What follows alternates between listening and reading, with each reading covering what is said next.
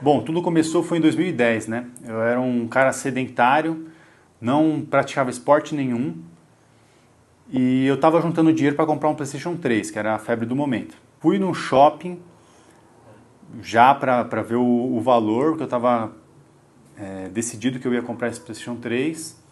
E saindo do shopping, voltando para casa, eu me deparei com três caras assim que me abordaram, me pediram dinheiro, né? Falei não, que eu não vou dar nada e tal, cara fechada, e saí andando, né? Só que depois quando eu fui ver, os caras estavam me seguindo. Aí eles colaram, né, cada um de um lado e o terceiro atrás, e começaram a me dar um pavor, assim, né, me batendo, chutando aqui minha perna, o daqui me dando pavor, o de trás me dando esquentada nas costas e tal. E as pessoas passavam por mim assim, elas viam que eu tava nessa situação e ninguém fazia nada, né. Não entreguei nada pra eles, mas eu fiquei pensando naquilo, né, podia ter reagido, né, de alguma forma. E eu pensei assim, isso não vai mais acontecer. Na mesma noite, eu já comecei a pesquisar sobre artes marciais, né? Mas aí, eu começando a pesquisar, eu vi que tinha vários estilos de artes marciais e várias academias, mas o investimento era alto para mim, né? Eu que não tinha uma condição boa, assim, com 13 anos eu já trabalhava. Só que comecei com 13 anos na padaria de um tio meu e eu trabalhava só os finais de semana, sábado e domingo. Eu sempre trabalhei nesse tipo de emprego, assim, como padaria, papelaria, restaurante, mercadinho. Já passei por vários desses tipos de trabalhos. Eu vi que seria difícil eu realmente treinar algo por causa da questão da grana mesmo. Só que aí eu vi uma academia que era perto de casa, assim, e ela tinha jiu-jitsu, boxe e tinha musculação também, tudo no mesmo valor do plano. E aí eu, somando lá o valor, eu vi que o plano anual daquela academia, para eu treinar tudo, daria o mesmo valor do PlayStation 3 que eu estava querendo comprar naquela época, né? O valor batia assim, eu pensei, caramba, bicho, o negócio é caro mesmo. Aí eu pensei, ou é o PlayStation 3, ou eu fecho um ano de academia e começo a treinar artes marciais, né?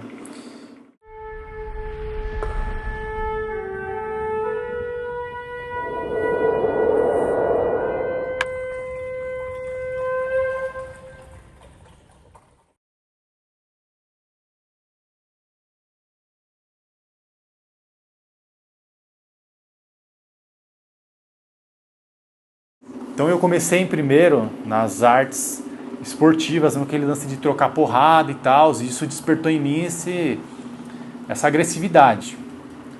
Depois eu fui para esse lance da defesa pessoal realista, que eu fui entender sobre armas, né, e contextos das ruas mesmo.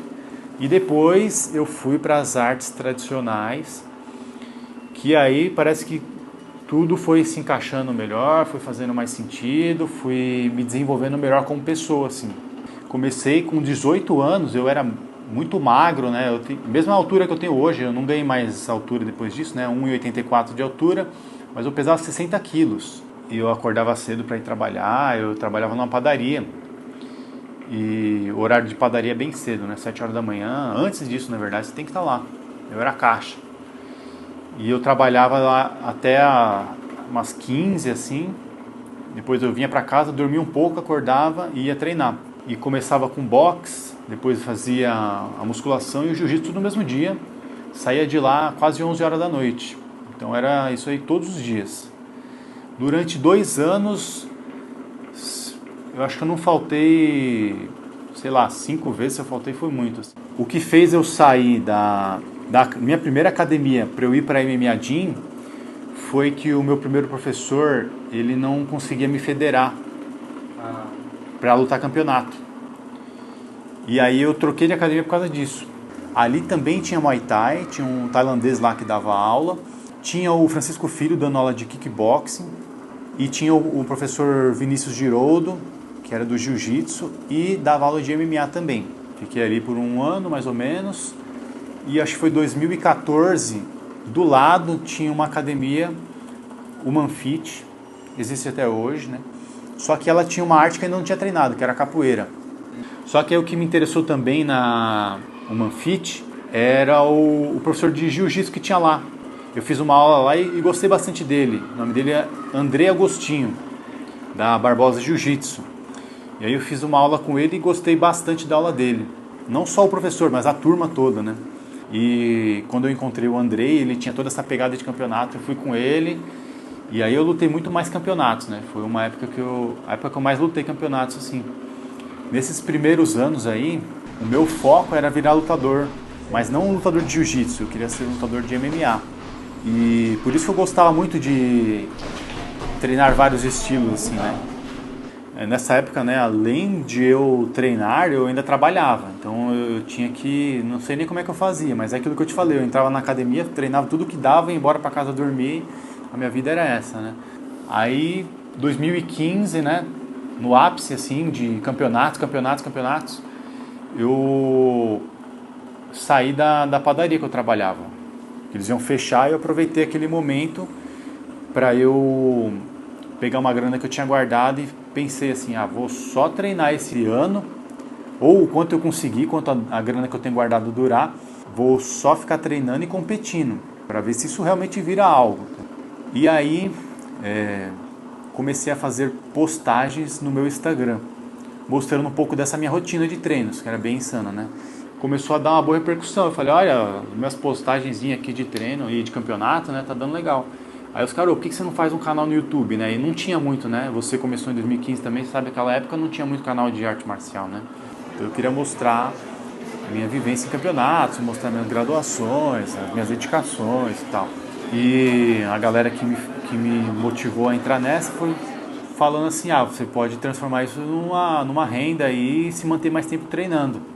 Então, assim, desde o começo, eu imaginei que o YouTube poderia se tornar um trabalho para mim, entendeu? Por 2 anos, eu trabalhei no meu canal só usando minhas economias e também me manter trabalhando com o canal, tentando fazer aquilo virar algo. Durante 2 anos eu não ganhei dinheiro nenhum de AdSense, nem nada. Aí a hora que minhas economias estavam chegando ao fim, eu estava chegando naquele momento assim, caramba, mano, vou ter que voltar para aqueles tipo de trabalho lá, eu tô lascado. Aí entrou meu primeiro pagamento de AdSense. Aí eu falei, caramba, olha, $100 ali já era alguma coisinha, entendeu? Comecei a ficar feliz ali e todo mês aqueles $100 foram caindo na conta ali, foi me segurando por um bom tempo assim, fui indo. Nesse período, né, que eu tava ruim de grana, para eu treinar também, essas academias que eu te falei, aí o Manfit lá, que eu era competidor e tal, eu limpava o tatame. Então eu cheguei pro dono e falei, eu quero treinar aqui, mas eu não tenho grana para bancar. Então eu fiz um acordo com ele de limpar o tatame. Dia sim, dia não. Aí eu sempre limpava, era um tatame gigante lá. Primeiro varria, depois esfregava com sabão, lá com produto e tal, lavava o tatame. Então foi assim que eu me mantive treinando por um bom tempo, assim. Aí também eu comecei a usar um pouco mais dessa minha pegada cinematográfica de querer fazer historinhas, né? Só que eu não tinha muitos amigos assim para colaborar nas historinhas. As pessoas trabalham no dia a dia e tal. Aí eu que tinha que me desenrolar mesmo, fazer um personagem, o que a galera faz hoje, sabe? Tipo assim, aquelas sketches assim, mas eu fazia umas historinhas no meu canal que eu e fazia personagens diferentes, botava uma máscara e tal, e saía brincando. Eu vi que eu gostava de fazer isso, mas não era muito a pegada que eu queria seguir, assim, sabe? Eu tava tentando, né? O YouTube ainda era um terreno inexplorado, assim, né? Tava tentando ver o que virava, né? O que virava melhor. Aí eu fui vendo que o meu negócio mesmo era arte marcial. Quando eu fiz uma visita foi Iaco Sideratos. Acho que foi o primeiro estilo que eu visitei que eu não treinava. O Iaco Sideratos dava aula de Wing Chun. Aí essa foi o primeiro vídeo que eu fiz, assim, de primeira aula, sabe? Que eu não conhecia nada sobre Wing Chun. Fui lá fazer a minha primeira experiência e gravei. Eu tinha que ficar pensando muito, que era uma forma de pensar totalmente diferente do que eu tinha do boxe, do Muay Thai, do kickboxing, da capoeira. O Wing Chun era totalmente diferente. Aí eu fiquei quebrando a cabeça lá, achei da hora. E o vídeo também deu bom.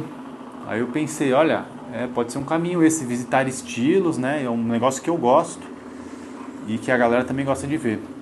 Eu comecei a ter um pouco mais de verba para investir nisso depois que eu entrei para a Growth. Depois que a galera começou a utilizar o cupom Merloto no site da Growth, eu comecei a ter um pouco mais de verba para eu poder investir no meu canal. Então, quem compra na Growth utilizando o cupom MERLOTO está ajudando o canal a melhorar. Você ganhou uma plaquinha, não ganhou? Ganhei a plaquinha de 100 mil, Então, assim, eu comecei pelo esporte, competidor, esporte. Esporte de combate são aqueles que você pratica em ringue, 1 contra 1, pesos parecidos, né? Ou não, às vezes tem categorias absolutas, mas não deixa de ser esporte com regras. Então, para mim, arte marcial era aquilo ali. Então, hoje em dia, quando eu vejo a galera meio que falar mal de estilos tradicionais, eu entendo a pessoa, porque eu já tive essa mentalidade, não de falar mal, mas de pensar assim, o esporte é o que funciona. Porque a gente está sempre treinando, porrada e tal, aquilo é o mais prático, é o que eu pensava na época, né? Só que aí, quando eu me deparei com o Rodrigo Ramos, por exemplo, ele já me deu uma visão de defesa pessoal real. E a defesa pessoal não é uma luta esportiva, né? Não tem juiz, às vezes não tem categoria de peso, não tem nada disso. Às vezes o seu oponente pode estar armado. Às vezes pode ser mais de um oponente e você nem saber. Então são várias preocupações que você tem que ter. Foi assim, foi um choque de realidade, sabe? Você está vivendo ali em tatame, aquela vivência diária ali. Não, se eu sair na mão aqui eu me garanto, tal. A hora que você tem esse choque de realidade, você vê o que é uma situação de rua mesmo, né? Aí você começa a entender que a sua mentalidade tem que mudar. O choque de realidade foi quando eu estava ali treinando, fazendo dupla com um dos alunos do Rodrigo Ramos. O cara estava com a minha cabeça baixa aqui. Eu comentei com ele assim, olha, eu acho que daqui, se eu entrar a perna aqui atrás, assim, eu consigo te dar uma queda e te levar pro chão. A Rodrigo Ramos falou assim, ele quer te levar pro chão? Saca a faca do que está no seu bolso e mostra para ele o que é realidade, mostra para ele o que é o Kali. Aí eu pensei, caraca, é mesmo, né? O cara ele tava com a faca no bolso e eu não tinha imaginado isso. Na minha cabeça eu pensei assim, vou levar o cara pro chão, o chão é a minha zona de conforto, eu sou do jiu-jitsu, ali eu desenrolo. Só que não tinha passado pela minha cabeça essa ideia do cara ter uma arma ali, uma faca no bolso, né? E quando ele falou isso eu pensei, caraca, mano, é mesmo, olha, eu com a minha mentalidade de esportista ali, ia levar o cara pro chão e tomar uma facada de graça. Aí eu comecei a entender mais esse lance de defesa pessoal. Hoje em dia eu encaro o esporte, pra mim, assim, hoje que eu tenho uma vivência um pouco maior, assim, perambulando por esporte, por defesa pessoal, por arte tradicional, eu encaro o esporte como se fosse assim uma brincadeira para eu me desenvolver. Então o jiu-jitsu, o que eu penso assim, vamos brincar aqui, vamos brincar, a regra é essa aqui, tem que passar essa guarda, tem que te finalizar, você deu os 3 tapinhas eu largo, então eu vou brincar de jiu-jitsu, né? Eu tô falando brincadeira, mas não de uma forma que denigra, assim, é a minha mentalidade. Então para mim isso aqui é uma brincadeira e eu, dentro dessas regras, vou dar o meu máximo para conseguir concluir isso aqui. Aí eu vou pro sumô. A brincadeira aqui é empurrar para fora, então não vale dar soco na cara, não vale dar chute genital nem nada. O negócio é raspa o pé no chão, ou você força seu oponente a tocar algo no chão que não seja a sola dos pés, ou você empurra ele para fora do Tawara, que é o círculo. Então ali é uma brincadeira para eu me desenvolver nisso. Desenvolver a manter uma base sólida, uma base firme no chão e empurrar o cara para fora, ou quedar ele segurando no mawashi ou só no corpo mesmo, cabeça e tal. Aí eu vou para outros estilos, cada estilo é para me desenvolver uma coisa específica. Aí você vai para uma defesa pessoal. São coisas que a minha visão assim trabalham com armas, né? Porque você sempre tem que ter essa visão de armas presentes, múltiplos oponentes, prevenção, né? Às vezes a defesa pessoal é muito mais prevenção e atenção do que qualquer outra coisa, né? É evitar o conflito. Defesa pessoal é você chegar vivo em casa, não ter problemas legais, né? Não adianta nada, às vezes você resolver ali alguma situação e depois você ser preso. As artes tradicionais, elas vão te ajudar a se desenvolver de uma forma que o cara vai te xingar e às vezes aquilo não vai te afetar, porque você já vai ter se desapegado do ego, essas coisas tudo, né? O esporte de combate, às vezes, alimenta o ego. Então eu acho que as artes tradicionais, elas ajudam a pessoa a se desenvolver como um cidadão, assim, eu acho, né? Você não vai pensar no Kenjutsu, Kendo, como uma arte de defesa pessoal. Você não vai ficar saindo com a katana por aí para se defender. Tem todo um algo por trás, assim, né? Que vai fazer você se desenvolver como pessoa. Artes tradicionais são aquelas que não tem campeonato, né? O treinamento físico, ele agrega muito para todo praticante de arte marcial. A galera do esporte marcial vai querer desenvolver isso mais por questões competitivas. Mas eu acho importante trazer isso também para quem busca uma defesa pessoal, porque para você fazer técnicas, você tem que ter aptidão física, você tem que ter um condicionamento cardiorrespiratório, de repente, para correr de uma situação. Você precisa ter a flexibilidade para você ter um maior leque de possibilidades técnicas, você precisa ter força para empregar a técnica. E para quem é da arte tradicional também. Se você só aprendeu a ser suave, você não está sendo suave porque você quer, você está sendo suave porque você só sabe ser suave. Se você aprendeu a ser bruto e depois você entendeu o que é ser suave, você está escolhendo ser suave. Eu acho interessante você conhecer, não vou nem dizer outros estilos, mas acho que pelo menos você tem que visitar outros professores, vendo o que eles têm para falar, porque as artes marciais, na minha visão, elas são visões diferentes de uma mesma coisa. Então tá todo mundo olhando ali para a mesma direção, só que cada um tem interpretações diferentes de como é aquilo. Porque assim, independente se é uma arte que é praticada na China, uma arte do Brasil, uma arte no Japão, na Tailândia, sei lá. Todo mundo está pensando ali, né, querendo dizer em combate, está pensando a mesma coisa.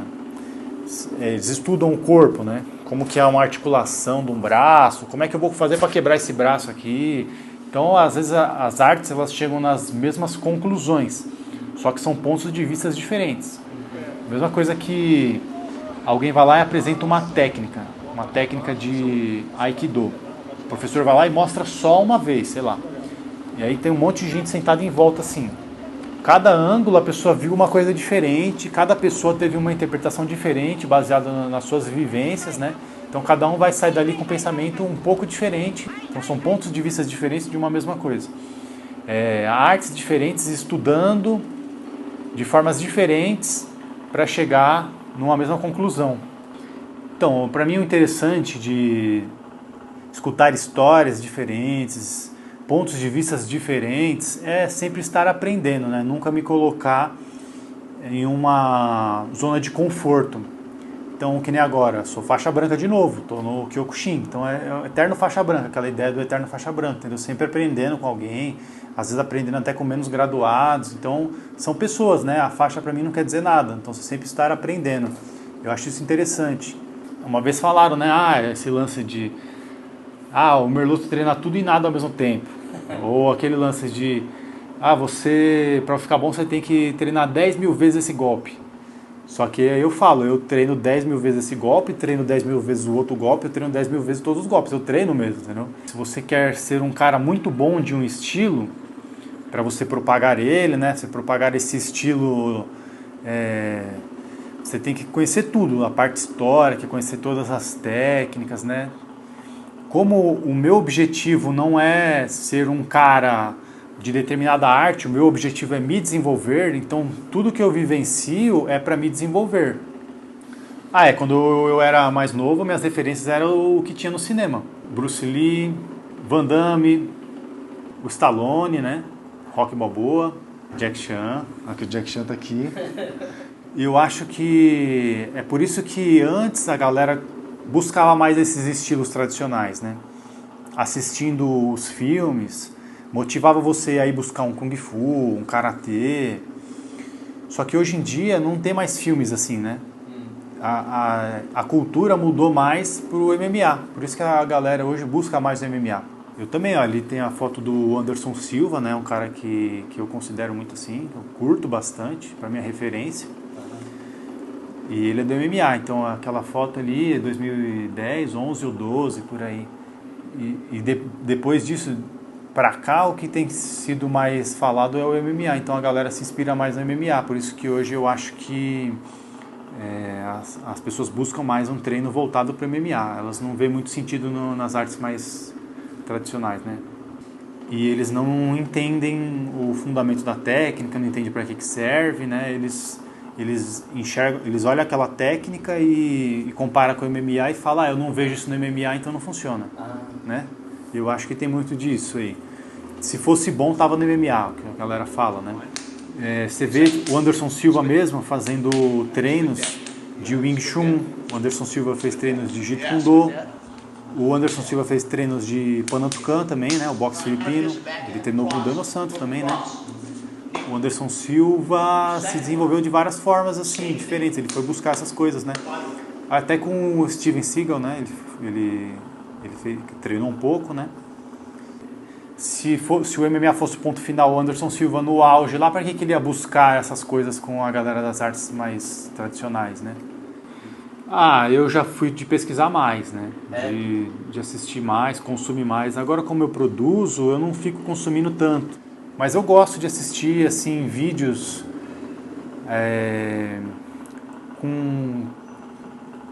que eles exploram mais as partes técnicas, sabe? Eu gosto mais de consumir isso, assim.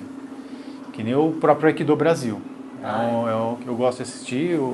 É no Aikido Brasil que o Leonardo Sodré ele vai dar seminário, essas coisas assim, eu fico assistindo também. O que a gente escuta é que Aikido não funciona, né? E treinando com o Leonardo Sodré, eu vi que o Aikido pode ser muito eficiente, entendeu? Então, as torções dele, a forma como ele desequilibra, aplica as técnicas, eu achei muito eficiente, né? Mas ainda não consegui realmente pegar para treinar, e isso é uma coisa que eu quero realizar. Eu quero ainda pegar uma temporada e treinar o Aikido com frequência, para eu poder me aprofundar mais nessa arte. Eu conheço ela bem superficialmente, mas o pouco que eu conheço, eu já considero pacas.